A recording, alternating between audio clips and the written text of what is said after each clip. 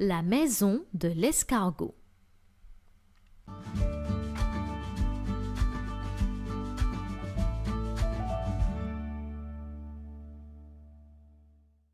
Il était une fois un pauvre escargot qui souffrait beaucoup à chaque fois qu'il partait en randonnée, car il avait du mal à suivre le rythme de ses compagnons.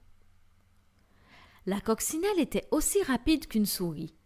Le mille-pattes, avec ses 1000 pattes, ignorait la fatigue. Le scarabée prenait même le temps de faire des escapades vers les fleurs. Le pauvre petit escargot, lui, peinait, soufflait, transpirait tout seul et loin derrière, abandonné par les autres qui n'avaient plus la patience de l'attendre.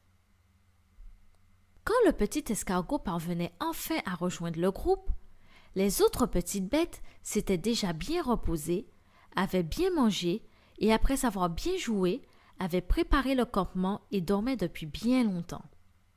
Et comme il n'y avait plus de place, le petit escargot devait coucher à la belle étoile. Mais chaque matin, obstiné, il reprenait la route, espérant toujours rattraper ses amis. Pour ne pas s'ennuyer pendant le parcours, il sifflotait, regardait à droite et à gauche, saluait les petites bêtes qu'il rencontrait. Un jour qu'il avançait le nez en l'air pour admirer le vol d'un beau papillon, le petit escargot buta sur une surface dure qui lui fit perdre l'équilibre. « Ça alors, mais qu'est-ce que c'est ?» se demanda-t-il, car il n'avait jamais vu une chose pareille. Ce qui est normal puisqu'il s'agissait d'un coquillage perdu par un enfant qu'il avait ramené du bord de mer.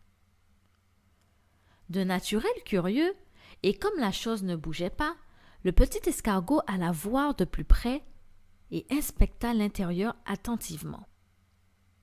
En y pénétrant, il s'aperçut qu'elle était parfaitement à sa taille et de plus très légère à porter. « C'est super !»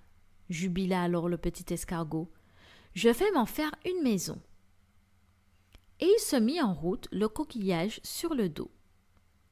Quand il arriva au campement, tout le monde dormait déjà, mais le lendemain matin, en sortant de son coquillage, le petit escargot remporta un très grand succès et toutes les petites bêtes ressentaient une pointe d'envie.